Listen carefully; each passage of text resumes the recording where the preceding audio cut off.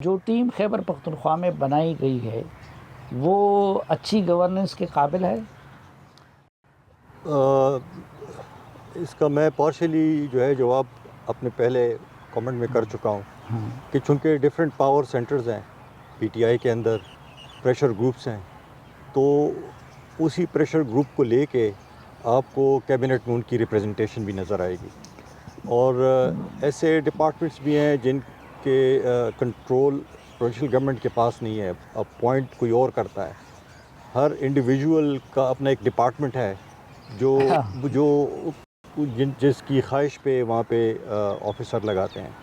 تو گورننس کا ایشو بہت سیریس ہے، اس میں کوئی شک نہیں ہے، ڈائریکشن بھی نہیں ہے، اور اس کی دیکھیں یہ ابھی نہیں ہے۔ میں آنے سے پہلے بھی یہ سوچ رہا تھا کہ 2013 کے بعد ہماری بدقسمتی ہے کہ ہمیں ملٹیپل چیلنجز رہے ہیں۔ اس سے آپ دیکھ لیں کہ سوائے اس وقت کہ جب عمران خان صاحب گورنمنٹ میں تھے، تب سے لے کے آج تک آپ دیکھیں خیبر پختونخوا پر پچولی پولیٹیکل کنفرنٹیشن کے موڈ میں ہیں۔ چڑھائیاں، دھرنے، خیبر پختونخوا سے موبلائزیشن ہوتی ہے، it is in state of flicks.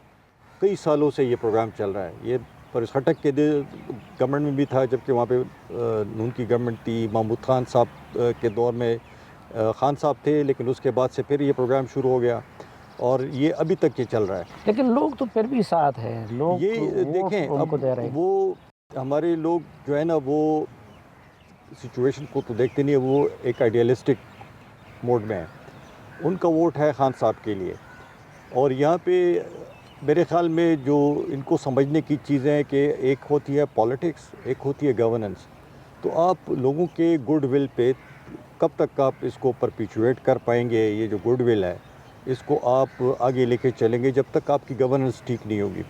تو اس وقت آپ دیکھیں ابھی بھی میرے خیال میں سمری گئی ہے گورنر صاحب کے پاس، کوئی بہت سارے 6-7 بندوں کی وہ ریپلیسمنٹ کر رہے ہیں، ریشفل کر رہے ہیں، پارٹی میں ریشفل ہو رہا ہے، کابینہ کی، اور پارٹی میں بھی ریشفلز ہو رہی ہیں، لوگوں کو ہٹایا جا رہا ہے، جو کہ ایک کو ہو رہا تھا علی امین گنڈاپور صاحب کے خلاف، تو جتنے کو میکرز تھے اس کو ایک ایک کر کے وہ ہٹا رہے ہیں۔ جنہوں نے ان کی اتھارٹی کو چیلنج کیا اسی اتھارٹی انہی بندوں کو وہ پرچ کر رہے ہیں۔ تو اس وقت سچویشن ایسی ہے کہ آپ کو کہیں پہ بھی گورننس نظر نہیں آ رہی۔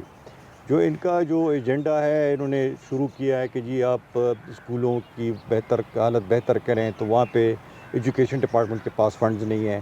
آپ صفائی پہ کریں، تجاوزات کے خلاف کریں، لوکل گورنمنٹ کے پاس فنڈز نہیں ہیں۔ تو اس کے علاوہ ان کے پاس سبسٹینٹیو کوئی ایک پروگرام نظر نہیں آ رہا کہ جو بندہ دیکھے کہ یار اس سے آپ کو تھوڑی سی تسلی ہو کہ چیزیں شاید بہتر ہو جائیں۔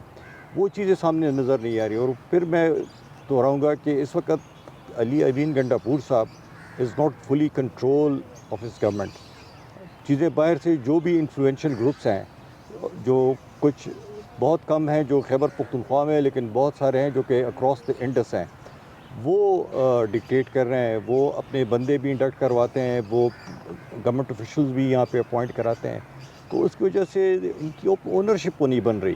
لیکن ان کو تو گلہ یہ ہے پنجاب والوں کو کہ جی سب چیزوں پہ خیبر پختونخوا کے لوگوں کا قبضہ ہے، پی ٹی آئی پہ، اور آپ کہہ رہے ہیں کہ اکراس اینڈس لوگ کنٹرول کر رہے ہیں۔ ایشو یہ ہے کہ ہمارے ورک فورس یہاں سے ہے، ریسورس موبلائزیشن یہاں سے ہوتی ہے۔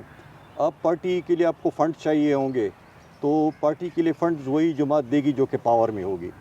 تو ابھی بھی جو تھوڑی سی وہ زیادہ ہو جائے گی، لیکن میں آپ کو چھوٹی سی آپ کی مثال دے دوں کہ آپ کو پارٹی کو جب آپ نے ورک فورس کو، اپنے ورکرز کو آپ نے موبلائز کرنا ہے، اس کے لیے آپ کو ٹرانسپورٹیشن بھی چاہیے، اس کو آپ کے لیے لاجسٹکس بھی چاہیے، اس کا کھانا پینا سارا کچھ کرنا ہے، اس کے لیے چاہیے ریسورسز، پیسے چاہیے۔ تو پیسوں کے لیے آپ کو پنجاب سے تو نہیں آئیں گے، وہاں پہ تو پارٹی کی حالت بری ہے، وہاں پہ گورنمنٹ جو ہے وہ نون کے پاس ہے، سندھ سے بھی نہیں ہوگا، بلوچستان سے بھی نہیں ہوگا، خیبر پختونخوا ہی سے آپ نے ریسورسز جنریٹ کرنے ہیں، یہاں سے ہی موبلائزیشن ہونی ہے، کیونکہ یہاں سے ہی لوگ جا سکیں گے، پولیس نہیں روک پائے گی، خیر آباد جو ہے وہ اٹک کے کراس کر کے تو وہ وہاں پہ پہنچ جائیں گے۔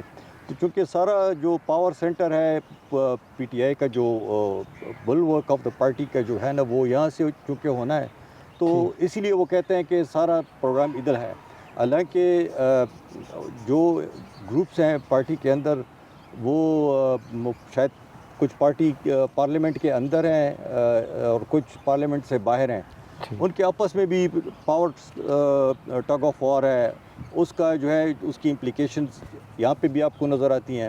ابھی ایک اور ڈائنامک بھی یہاں پہ شفٹ ہو گیا ہے جو ان کے اپنے جو خانگیز صورتحال ہے اس کی وجہ سے وہ پالیٹکس جو ہے وہ بھی خیبر پختونخوا کے پہ. ملک صاحب یہ جو کرپشن کے الزامات لگ رہے ہیں تو اس میں کتنی حقیقت ہے؟ کبھی وزیر کی طرف سے لگتے ہیں اپنی حکومت پہ، کبھی حکومت اپنے وزیر کو کرپشن کی بنیاد پہ ہٹاتی ہے.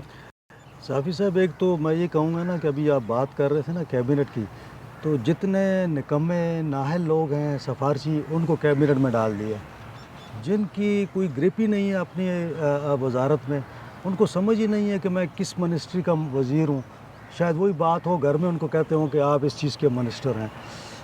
یہاں پہ آپ دیکھیں نا کہ شکیل خان آپ کو جو بہت زیادتی نہیں کر رہے کہ میں صحیح کہہ رہا ہوں، میں حقیقت آپ کو بتا رہا ہوں کہ حالت ایسی ہے. ان کو یہ پتہ نہیں ہے کہ ہم نے منسٹری کیسے چلانی ہے. لیکن جب آپ کو منسٹری کا پتہ نہ ہو تو آپ کیسے اس کو چلائیں گے؟ آپ کو پتہ ہی کچھ نہیں اس کا ABC کا، تو آپ کیسے؟ اب دیکھیں نا شکیل خان جاتا ہے عمران خان کے پاس. اب اس پارٹی کو آپ اندازہ لگائیں. میں یہ کہتا ہوں کہ سیاسی جماعتوں میں اختلافات ہوتے ہیں، اختلاف رائے بھی ہوتا ہے، ہر جگہ پہ یہ صورتحال ہوتی ہے، اور دیگر پارٹیاں آپ دیکھ لیں وہاں بھی اختلاف ہوتا ہے. شکیل خان جاتا ہے عمران خان صاحب کے پاس اور جا کے شکایت لگاتا ہے کہ جی کرپشن ہو رہی ہے. تو وہ کیا کہتے ہیں؟ آپ جائیں پشاور پریس کلب پہنچے، وہاں جا کے پریس کانفرنس کریں جا کے. اب دیکھیں اس کو لیڈر کی آپ لیڈرشپ دیکھیں کہ جا کے پریس کانفرنس آپ کر دیں. کوئی ابھی انکوائری نہیں ہوئی، کوئی بات نہیں ہوئی، اس نے جا کے کہ الزام لگایا، آپ نے کہا پشاور پریس کلب پہنچو، وہ آ کے یہاں پریس کانفرنس کرتے ہیں اور وزیر اعلیٰ پہ الزامات لگا دیتے ہیں. وزیر اعلیٰ صاحب اگلے دن جاتے ہیں عمران خان سے ملتے ہیں، وہ جا کے دکھاتے ہیں کہ جی شکیل خان نے تو یہ کام کیا ہے. وہ کہتے ہیں جا کے اس کو ڈی نوٹیفائی کر دو. تو اس قسم کی یہ پارٹی چل رہی ہے. اور جب شکیل خان کی آپ بات دیکھیں نا، تو جب وہ کمیٹی ان کو بلاتی ہے کہ آئیں جی آپ نے جو الزام لگایا تھا وہ ثبوت لے آئیں، اور جب کمیٹی نے ان کو ثبوت دکھا دیے تو ان کے پاس کوئی جواب نہیں. لیکن ان کے ساتھ تو کچھ لوگ کڑے ہیں اور وہ کہتے ہیں کہ وہ بہت ڈیڈ آنیسٹ ہے. دیکھیں اس پارٹی کے اندر اگر آپ نے دیکھا ہو پچھلی حکومت میں بھی گروپ بندی تو ہے. عاطف خان کا اپنا ایک گروپ ہے اور وہ کسی کو CM نہیں مانتا.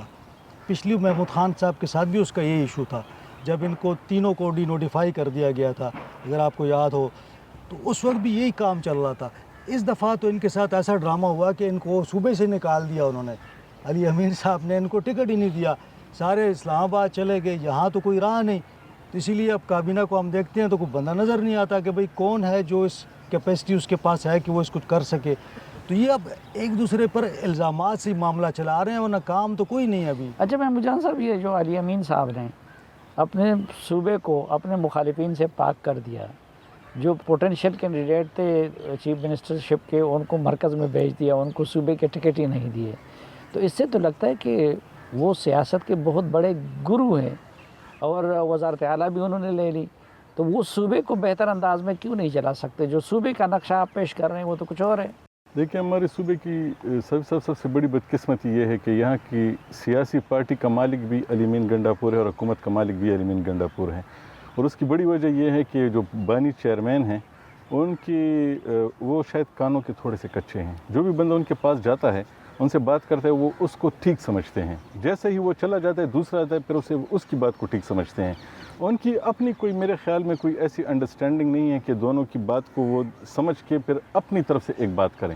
وہ ایک کو بھی کہتے ہیں آپ بھی ٹھیک ہیں اور دوسرے کو بھی. اور علی امین گنڈاپور صاحب اس وقت میرا ذاتی خیال یہ ہے کہ وہ بانی چیئرمین کی ان حالات کا جو کہ وہ جیل کے اندر ہیں اس سے فائدہ اٹھا رہے ہیں اور وہ ان کو یہ تاثر دے رہے ہیں کہ اس وقت پارٹی میں اگر کوئی آپ کا جانشین ہے تو وہ تو صرف میں ہوں.